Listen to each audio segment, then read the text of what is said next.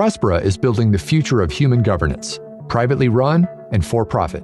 Yes, it's about liberation from regulation and taxation, but it's also about liberation from the consequences of accelerated capitalism. They're worried about climate change. They're worried about pandemics. They're really preparing for the end of the world, right? They are abandoning this place. They are traitors. We respond to them in part by being committed, by committing to where we are, by being committed to other people. Coming up on Laura Flanders and Friends, the place where the people who say it can't be done take a back seat to the people who are doing it. Welcome.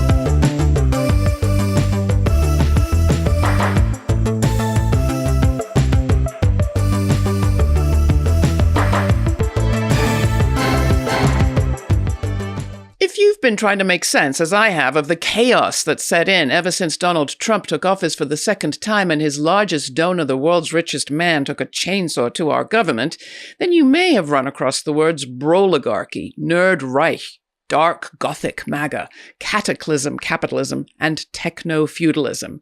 These are all attempts to name what's going on. And to that list, our guests, Naomi Klein and Astra Taylor, are adding end times fascism. In a recent essay for The Guardian, they write that, quote, today's right-wing leaders and their rich allies are not just taking advantage of catastrophes, shock doctrine, and disaster capitalism style, but simultaneously provoking, planning, and seeking to profit of apocalypse. That makes these uniquely dangerous end times, Taylor and Klein argue, but some things do need to end. The right's nihilistic vision needs to be met by a life-affirming one if we want people, planet, and society to have a future. We last spoke to award-winning author and journalist Naomi Klein about her New York Times best-selling book, Doppelganger, A Trip into the Mirror World. She's also the author of The Shock Doctrine, No Logo, and many more, and is the founding co-director of the University of British Columbia's Center for Climate Justice. Author, organizer, and filmmaker Astra Taylor was last here talking about her book, The Age of Insecurity, Coming Together as Things Fall Apart. She's the co-founder of the Debt Collective and the co-author with Leah Hunt Hendricks of Solidarity, the past, present, and future of a world-changing idea. So, what is end times fascism? Perhaps end times humanism? Do we have a future? Let's dive in. Naomi Klein, Astra Taylor, so glad to have you with us again here on Laura Flanders and Friends. Friends, welcome. So let's start with the basics. What is end times fascism? Naomi, you want to take a first swipe? I'd say that it's fascism without a horizon for the future. And, you know, this piece of ours draws on a lot of different analyses and our own work over many decades, tracking the right, and understanding that things don't just repeat, history accumulates. And we are in, you know, it's become a cliche, but, you know, we are in the kind of age of consequences for so many crises that have been foretold and are now happening. Some of this draws on the work of Richard Seymour and his work Disaster Nationalism, where he talks about how the fascists of the 1920s and 30s and 40s in Europe did have a horizon post Armageddon, if you will, right? That there was the bloodbath, but then after the bloodbath, there was a vision of a kind of a pastoral, peaceful future for those who were the Aryan in-group, right? You just had to get through it.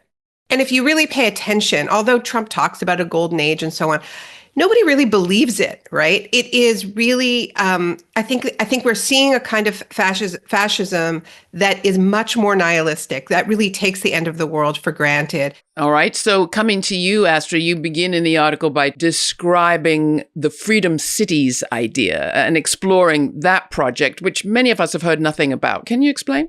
It is a fantasy based on this idea of exit. This idea that rich people should be able to exit from nation states, from regulations, and especially from taxes, and start what they call freedom cities, which are really sort of hyper-capitalist, often now sort of cryptocurrency aligned cities or nation states. It's a fantasy that has been brewing on the sort of libertarian tech right for the last few decades. They've found themselves at the heart of power with the Trump administration. And so on the campaign trail, Trump sort of unexpectedly made a promise that he would forward an agenda of freedom cities on federal lands. And so the people involved in this have been on kind of a lobbying blitz, trying to take this promise and make it reality. And what we say is that it is emblematic of this fantasy of abandoning this world, right? Abandoning all obligations, and that it is a sort of metaphor for what these end times fascists are all about. And the idea is that, if you're wealthy, you should be able to, again, exit from society and go somewhere where the laws don't apply to you. And so, the tech billionaires, people like Peter Thiel, Balaji Srinivasan is another one of them, talk about sovereign individuals, right? That basically there's going to be a special set of people who live like gods while the rest of us sort of suffer and toil. And so we think that this idea of freedom cities needs to be taken seriously in this moment, because what they're trying to do is sort of reinvent the old ambitions and privileges of empire and imperialism, and create sort of hyper corporate crypto fiefdoms where again, laws, regulations, taxes don't apply to them. One in Honduras is this one, Prospera. Prospera is home to some of the world's most innovative new companies, pioneering innovations in fintech, gene therapy, robotic construction, and more. If you're an entrepreneur on the forefront of the latest innovations, an investor seeking new opportunities for growth, or a 21st century pioneer searching for a beautiful destination where you can freely pursue your dreams, Prospera is the place for you. Prospera is building the future of human governance, privately run and for profit. So they don't really care about government because they're not going to be subject to it? Is that the idea, Naomi? The reason why we're really paying close attention to this, and these ideas have been, as Astra said, they've been percolating for a long time. Peter Thiel is almost always involved as a funder in some way or another. There was this idea, seasteading for a while back. I've followed it because there's somebody else who's always involved, who is the grandson of Milton Friedman, Patrick Friedman. So it's kind of the logical extension of just deregulated capitalism. Milton Friedman didn't really see much of a role for the state except for protection of private property and policing. But there's increasingly been a subtext of prepperism in all of these projects, right? Now, a lot of these, the same people who are behind Prospera are now interested in creating a corporate fiefdom, corporate nation state in Greenland, right? So, they're thinking a lot about critical minerals. They're thinking about renewable energy. Like, they're thinking about how to be self-sufficient. So yes, it's about liberation from regulation and taxation, but it's also about liberation from the consequences of accelerated capitalism. They're worried about climate change. They're worried about pandemics. They're worried about, it's kind of a bunker mentality, right? So a lot of the people who are behind this also have their own luxury bunkers. They don't want to be in the mess with everybody else. They also like the idea of corporate towns, presumably, where they get to make up the rules and regulate or not as they wish. We've seen some of that with SpaceX's effort, its own corporate town down in Brownsville, Texas. It's a fascinating can of worms that you open up there. It also reminds me a little bit of settler mentality, that you're just going to create a big fence and arm yourself, and who cares if anybody wants you to be there. It's more than that, Laura. They actually call it tech Zionism, right? And I think that underlines the fact that, under colonialism, the creation of nation states is pretty arbitrary. It is just kind of like guy with a book decides to form country. And that's what they see in Israel, right? They're like, that proves that you can create a country out of a book. They're bunkering down. And this is what we need to pay attention to. And that's why I think they see what they see in Israel. They see a bunker state, right? And this is where we see Trump talking about a golden dome, which is modeled on Israel's Iron Dome, right? Like the idea that you can have a kind of an apartheid state, wealthy, high-tech fortress, as a way to weather the storms that you yourself are unleashing. A lot of this also has to do with AI, frankly, and the fact that, and this is why I think we're seeing more and more of what we're calling end times fascism coming out of Silicon Valley, this is the next bubble. This is where the money is. And everybody involved knows that AI is absolutely incompatible with any of the climate targets, the net zero targets. These are not our old climate deniers, right? They absolutely know that at the heart of their business model is a destabilization of life on Earth, which means in the near term that many, many more people are going to have to move, try to find safety, which is why they're absolutely focused on borders and migration. The other thing that seems to have come back no holes barred is machismo and misogyny. And we've talked about bros. This isn't an accident. One thing we touch on in the piece is the self-conscious attacks on empathy from these guys. So you actually have someone like Elon Musk saying that empathy is the fundamental weakness of Western civilization. You have a new wave of Christian influencers writing books about toxic empathy. And so this stigmatization of concern for others, right? And in a machismo kind of vein. So you have a figure like Mark Zuckerberg, who told Joe Rogan, right, we want to bring back aggression. What was so enlightening for me about working on this piece with Naomi, and she was saying, these people are preppers. They're really preparing for the end of the world, right? They are abandoning this place. They are traitors. And so we respond to them in part by being committed, by committing to where we are, by being committed to other people. And it sounds very simple, but I think there's something really fundamental and profound about that when you realize the scale to which these folks have decided to embrace this politics of contempt and abandonment. They're not in denial about climate change. They're not in denial about the emergencies we face. They've acknowledged them, and they've decided, you know what, we're going to throw gas on the flames. As you know, and as is the case for you as well, Laura, like we've been at this for a long time, right? We know, we know the story of how neoliberal capitalism was sold to all of us, right?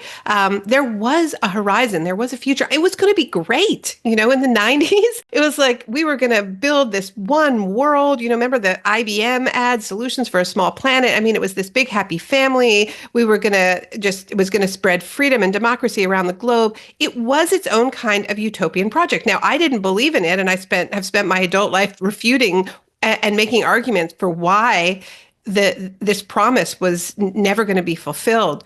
But what we need to understand is that the right has changed too. Even if there are some of the same players, the right has changed too, because they're no longer promising any of that. They have become much, much more extreme because they don't see a future. Like they don't see a way out. And that is an opportunity for us.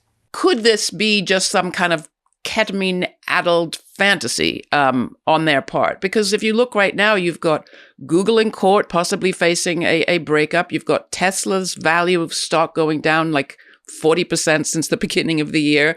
You've got Katy Perry catching hell for going up in that ridiculous jaunt with Jeff Bezos's Blue Origin. And the whole country kind of horrified when the SpaceX rocket rained down garbage across the southeast of this country. What are their chances, really? Astra, Naomi, who wants to go? I think we should take seriously the threat, right? Because our point is that this is a response. End times fascism is a response to real material conditions, right? The planet is warming.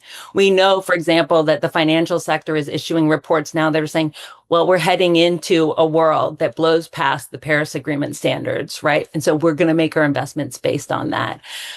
We know that AI, whether its promise meets the hype, is going to demand, as Naomi said, increased energy consumption, and they are making sure that that's a federal priority. So, I think the point is that there are these real material realities that are driving this elite political formation that's saying, okay, fine, we're going to bet on the fact that the planet is heating up and the inequality is spiraling. What must it feel like to have this amount of wealth? Like we say it over and over again, like Elon Musk is the richest man alive. We've never seen wealth concentration like this. We could see the first trillionaires. Like the level of wealth that they have, I think, is creating panic. That is not entirely, as you say, it's not entirely a fever dream, because it is true. And I think what pushed, Elon Musk over the edge and to the right is much less having a trans kid. I think that's been overplayed as, their child has said, not a child, a young adult.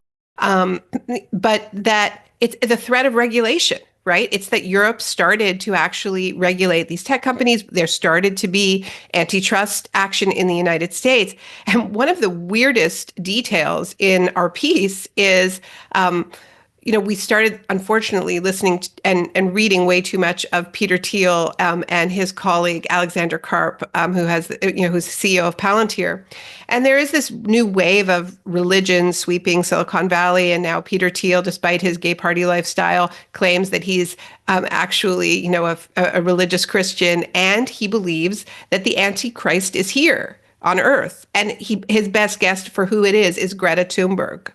And he has said this over and over again. And if you listen to him, it seems completely off the wall. But he reasons it out that Greta, he has said this multiple times, that Greta wants everyone to ride a bicycle, which is, kind of a caricature of Greta's position.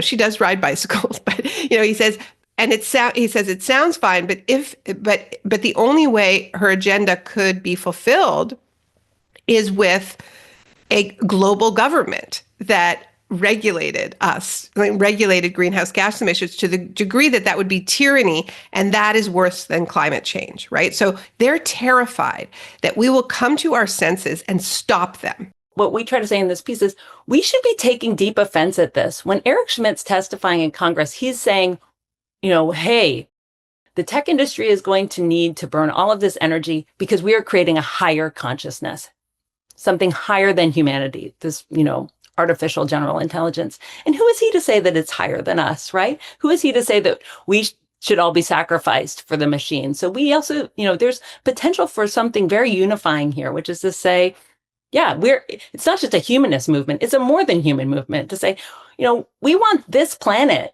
to be protected. We don't care about Mars and a few guys and a few robots blasting off to space, right? We care about this place. So, Naomi brought in this idea of here-ness at the end of the piece, and just, reckoning with how radical that is when you're facing folks who have given up on the future. To say, no, this is about all of us aligning against people who, have some delusion, this lethal and self-serving delusion that we should burn this all down for some intelligence that, is not even animate, that isn't real. Talk more about that here-ness concept, Naomi. I've been thinking about it for a long time, this idea that could we not root our sense of citizenship on the planet as opposed to national boundaries or all the rest? You say arts and culture could help us here, are helping us. I interviewed the amazing musician Anoni of Anoni and the Johnsons when she happened to come to Vancouver for a show, and I asked if I could interview her because she sings so powerfully about the apocalyptic sort of fever dreams, right? She has this incredible song called 4 Degrees where she has this lyric like, I want to see it burn. I want to see all the animals die. And she's like in the imaginary. And so I asked her, what do you see as the connection between the attack on trans bodies like hers and the attacks on the earth of this project? And she said, well, it's all the rapture. This is their fantasy. And it's about escaping the body. It's about escaping the mother. And then she said this thing that I thought just really kind of inspired me. She said, have you ever stopped to consider that this might have been her best idea? As a Jewish person who's finding my own heritage in the Jewish Labor Bund and this idea of here-ness, I think so many of us have, if we dig back far enough, traditions that really are about committing to place, right? That are not nationalist, but are really about cherishing the sacredness of here. And if we weave all of that together, I think we might have a really beautiful program. Yeah, originally we were thinking about calling the piece like the leavers and the stayers. Like they're all leaving in their own minds, right? They don't personally think they're going to die. They think they're going to be saved.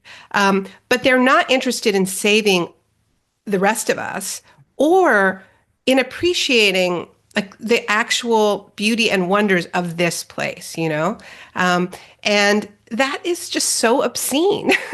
And this is part of the reason why it's important to understand that they're working with very powerful myths, right?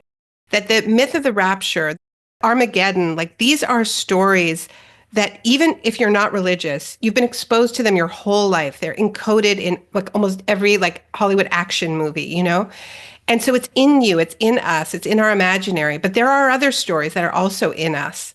What you've just said, Naomi, makes me think, Astra, of your book, Solidarity. I mean, talk about other stories and other narratives. I guess the question that I'm left with is, how do we build that connectedness?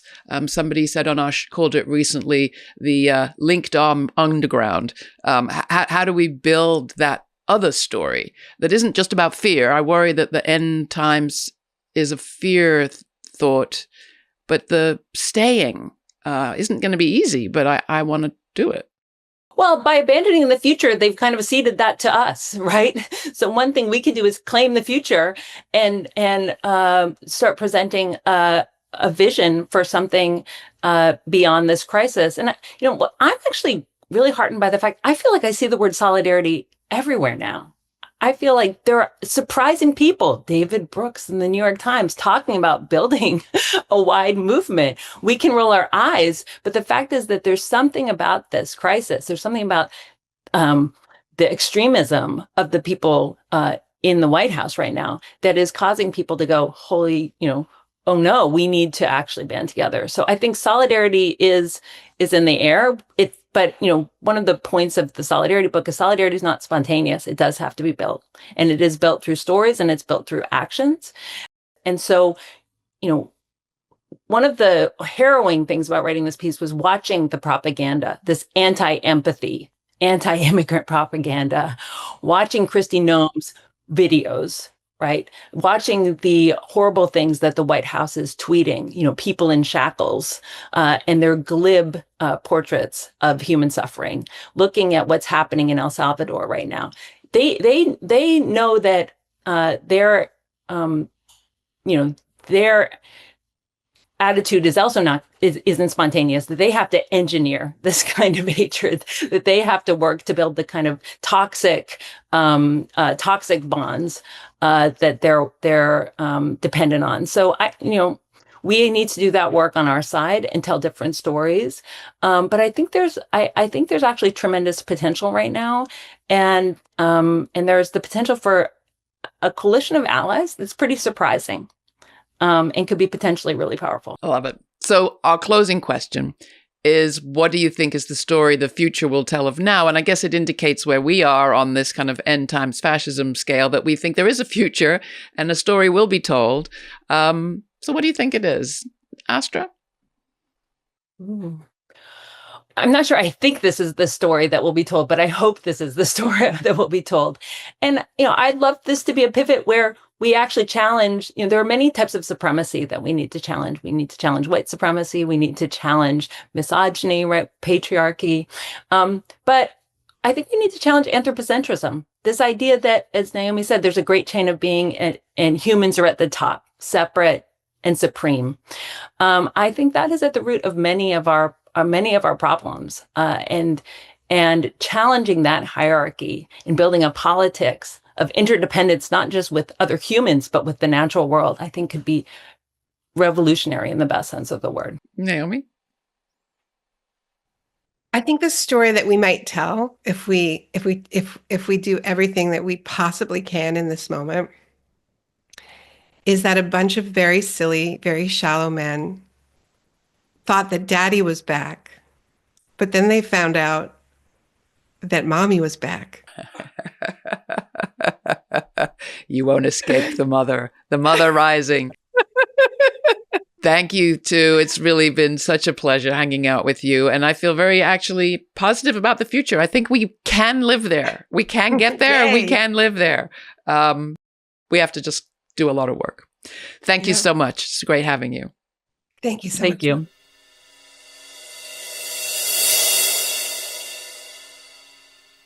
The ink on the ballots is barely dry, and already the story of Starbase Texas is being written as a grand triumph for one man, a billionaire with a dream. But what is the dream exactly? With 212 votes in favor and 6 against, the decision to incorporate this small South Texas sandbar not far from Brownsville was never really in doubt. Nearly all the 280-plus eligible voters are SpaceX employees or their families, living in a company town where absolutely everything is driven by the interests of SpaceX. What will be launched here? Well, it's a whole lot more than rockets. What's being launched here is a vision of society. Society in which wealth is supreme and the interests of people and the planet come second. And we've seen where that can lead. Success in Starbase will be measured in contracts and launches, not in caring and lives. So the question now is up to us. It's not too late. Starbase is a test site for the space industry, but also a test site for us. You can find more information and my full uncut conversation with Naomi Klein and Astra Taylor through subscribing to our free podcast. You can get all the information at the website. In the meantime, stay kind, stay curious, stay here. For Laura Flanders and friends, I'm Laura. Thanks for joining us. For more on this episode and other forward-thinking content, subscribe to our free newsletter for updates, my commentaries, and our full uncut conversations. We also have a podcast. It's all at lauraflanders.org.